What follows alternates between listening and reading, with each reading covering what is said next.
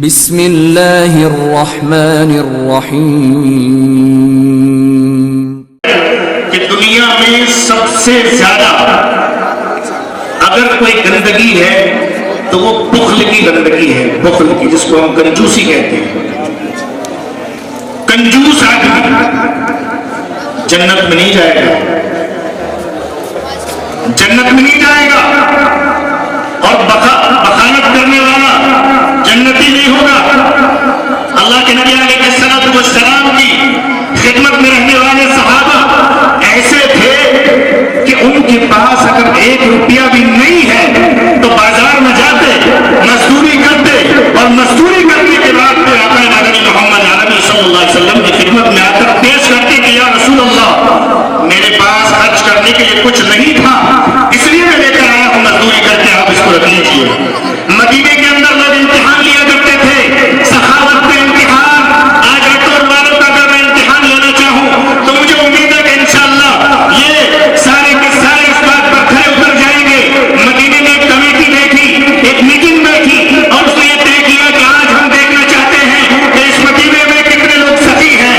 میرے عزیزوں، میٹنگ میں سے ایک آدمی اٹھ کر مدینے کی مارکیٹ میں نکل کر 3 آدمیوں کا انتخاب کرتے ہیں کہ یہاں پر سب سے زیادہ سخی تو بہت سارے ہیں، لیکن بڑا سخی کون ہے؟ ان میں عبداللہ بن جعفر کا نام آتا ہے، حضرت قیس کا نام آتا ہے، اور ایک نابینا صحابی کا نام آتا ہے۔ ان تینوں صحابہ کرام کے تعلق سے لوگ کہتے ہیں یہ سب سے بڑا سخی ہے، دوسرا کہتا ہے یہ سب سے بڑا سخی ہے، تیسرا کہتا ہے یہ اس سے بڑا سخی ہے۔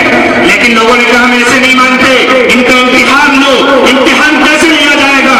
میرے دوستوں، ایک آدمی نکلا جو ان کو جانتا نہیں ہے، اور عبداللہ ابن جعفر رضی اللہ عنہ کا حال یہ ہوا کرتا تھا کہ جب وہ کہیں سفر میں جاتے تھے تو سفر میں جانے سے پہلے اپنی اونٹنی پر اپنے غلام کو حکم دیتے کہ میرے 1 مہینے کا توشہ یا 10 دن کا توشہ میری اونٹنی پر سوار کر دیجیے۔ اس میں پورے سامان کے ساتھ اس کو لاد دیا کرتے تھے تاکہ سامان کے لگنے کی وجہ سے اور میرے پاس زیادہ سفر ہونے کی وجہ سے مجھے راستے میں کوئی دقت نہ آئے۔ کوئی مجھ سے اگر سوال کر لے تو میں اس کے سوال کو پورا کر سکوں۔ یہ حال ہوا کرتا تھا عبداللہ بن جعفر رضی اللہ عنہ کے سفر کرنے پر۔ یہ فرماتے جیسے میں ان کے گھر پہنچا، عبداللہ بن جعفر رضی اللہ عنہ کے گھر پر پہنچا، حضرت عبداللہ بن جعفر سفر کے لیے روانہ ہونا چاہتے ہیں۔ بس حال یہ ہے کہ اونٹنی پر چڑھنے کے لیے تیار ہے، یہ شخص آ کر سلام کرتا ہے، السلام علیکم یا عبداللہ۔ عبداللہ کی طرف سے جواب آتا ہے وعلیکم السلام، کیا کہنا چاہتے ہو؟ انہوں نے کہا کہ سوال یہ ہے کہ مجھے ایک سواری کی ضرورت ہے۔ آج مولانا عبد المنان کو، قاری صاحب کو کہیں جانا ہو، ان کی سواری یہاں پر موجود نہ ہو، رٹول والوں سے کہیں مجھے کار میں کہیں جانا ہے تو ایک آدھ کار دیں گے۔ اس وقت کا دینا اور اس وقت کا دینا الگ ہی ہوا کرتا تھا۔ آج دینے کے بعد یہ خیال ہوتا ہے مولانا دہلی جائیں گے، دہلی سے واپس آئیں گے، اس میں تیل بھی ڈلوا دیں گے۔ نہیں ڈلواتے ہیں تو بہت سے لوگ ایسے ہوا کرتے ہیں جو یوں کہتے ہیں مولانا تیل کے پیسے تو دے ہی دیتے۔ یہ سواری دینے کے بعد یہ خیال ہوتا ہے کہ واپس مل جائے گی، لیکن عبداللہ بن جعفر رضی اللہ عنہ نے جب وہ سواری دی ہے تو وہاں سواری دینے کے بعد واپسی کا کوئی امکان نہیں تھا، کوئی خیال نہیں تھا۔ انہوں نے جا کر سوال کیا کہ مجھے ایک سواری کی ضرورت ہے، اور سواری کی کیفیت میں نے آپ کو بتائی کہ اس پر 1 مہینے کا سامان جو آپ کے سفر میں کام آنے والا تھا وہ لدا ہوا تھا۔ عبداللہ بن جعفر نے کہا فوراً آپ کی سواری لے کر چلے جائیے۔ سبحان۔ انہوں نے جا کر کے یہ واقعہ ممتحنین کو بتایا کہ اس حال میں تھے۔ دوسری جگہ پہنچے حضرت قیس رضی اللہ عنہ کے گھر پر، حضرت قیس رضی اللہ عنہ کے گھر پر جا کر سلام کیا۔ معلوم ہوا کہ حضرت قیس اپنے گھر پر نہیں ہے، حضرت قیس کی باندی موجود تھی۔ میرے عزیزوں، اپنے گھر کی عورتوں کو اس بات کی اجازت دے دیا کرو، کوئی اللہ کے نام پر مانگنے کے لیے آیا کرے، کوئی سوال کرے تو اسے اتنی اجازت دے دو جیسے حضرت قیس رضی اللہ عنہ اپنے گھر پہ نہیں تھے۔ انہوں نے جا کر سوال کیا کہ حضرت قیس ہیں؟ فرمایا باندی نے کہ یہاں نہیں، باہر گئے ہوئے ہیں۔ یہ واپس ہونے لگے، باندی نے کہا کیا کام تھا مجھے بتاؤ؟ وہ کہنے لگے آپ سے نہیں ہے، وہ حضرت قیس سے کام تھا۔ کہنے لگے نہیں بتائیے کیا کام ہے؟ انہوں نے کہا نہیں آپ سے نہیں ہوگا۔ فرمایا نہیں بتائیے کیا بات تھی؟ انہوں نے عرض کیا مجھے ایک سواری کی ضرورت ہے، مجھے ایک سواری چاہیے۔ یہ باندی اونٹوں کے لشکر میں جا کر جہاں اونٹ بندے ہوئے ہیں ان میں سے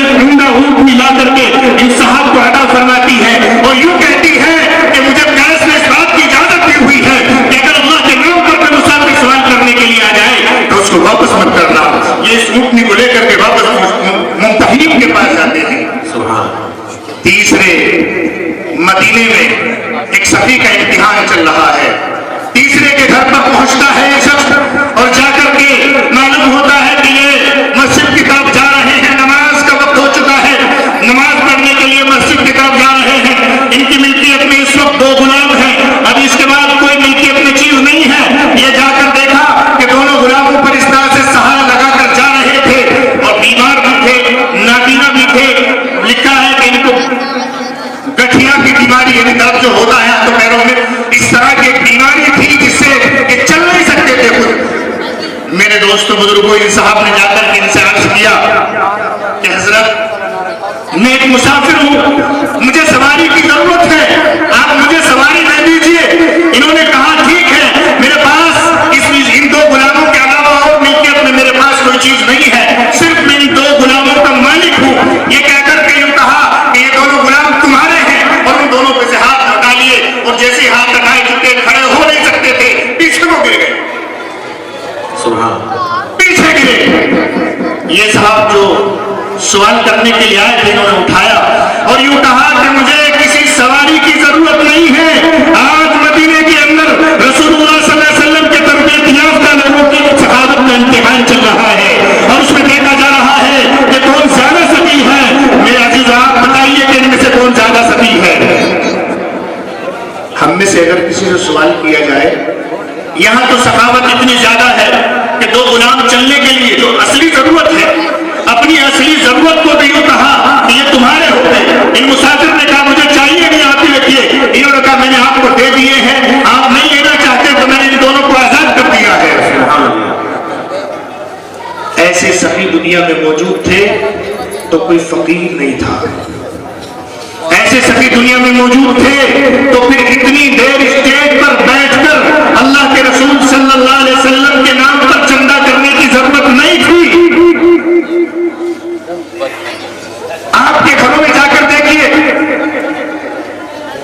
ٹائم پتھر لگے ہوئے ہیں, 2 سال نہیں ہوتے اس کلر کو بدلنے کے لیے جس میں پورے مکان کو بدل دیا جاتا ہے. آپ اس مدرسے کی 4 دیواری کو دیکھیے, سیمنٹ جھڑ رہا ہے. درسگاہوں میں آ کر دیکھیے کیا حال ہے. میرے عزیزوں, مجھے چندہ نہیں کرنا ہے, مجھے آپ سے یہ عہد کرانا ہے. انہوں نے چندہ کیا ایک لینٹر کا. مجھے یہ بات بتانی ہے کہ مدرسہ پورے سال خرچ چاہتا ہے, پورے سال خرچ چاہتا ہے, اور مدرسے والوں سے محبت کرنا, اور ایک طالب علم سے محبت نہیں, ایک طالب علم کے کلام کو سننا نہیں, ایک طالب علم کے کلام کو پڑھنا نہیں, بلکہ طالب علم جو اپنی زبان مبارک سے بسم اللہ الرحمن الرحیم پڑھتا ہے, اس بسم اللہ الرحمن الرحیم کی قیمت اس دنیا کے اندر کیا ہونی چاہیے ہم اندازہ نہیں کر سکتے. دنیا کے اندر ایک بڑی طاقت گزری ہے قیصر کے نام سے. قیصر ایک بہت بڑا بادشاہ تھا. عمر فاروق کا دور خلافت ہے. فاروق عمر رضی اللہ عنہ کے دور خلافت میں قیصر کے سر میں درد ہوا.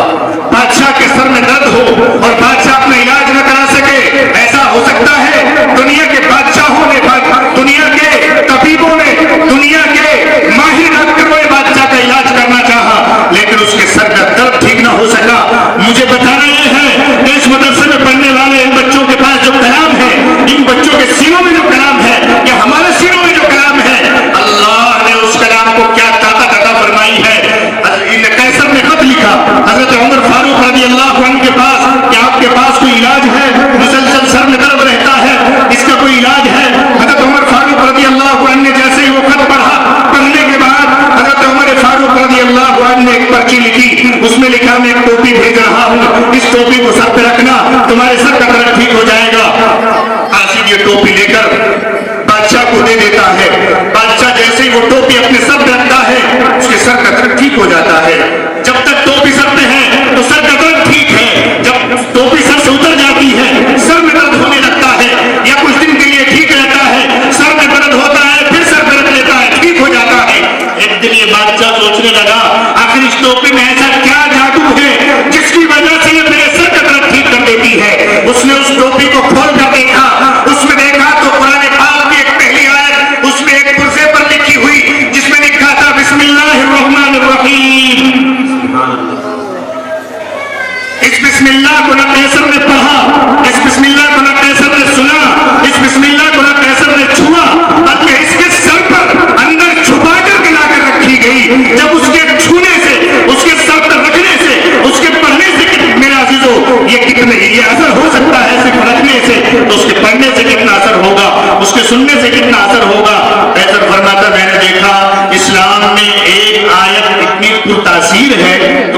اسلام کتنا بڑا محافظ ہوگا کہ میری ایک آیت سے سر کے درد کی حفاظت ہو سکتی ہے، پورا اسلام کتنا بڑا محافظ ہوگا۔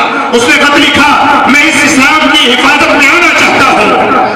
آج ہم ہیں میرے دوستو اسلام کی حفاظت سے دور جانا چاہتے ہیں۔ ہمارا ماحول یہ ہے کہ ہم اسلام کے خلاف پروپیگنڈا کر رہے ہیں۔ اگر تمہیں یہ بات بری لگ رہی ہے تو لگنے دو۔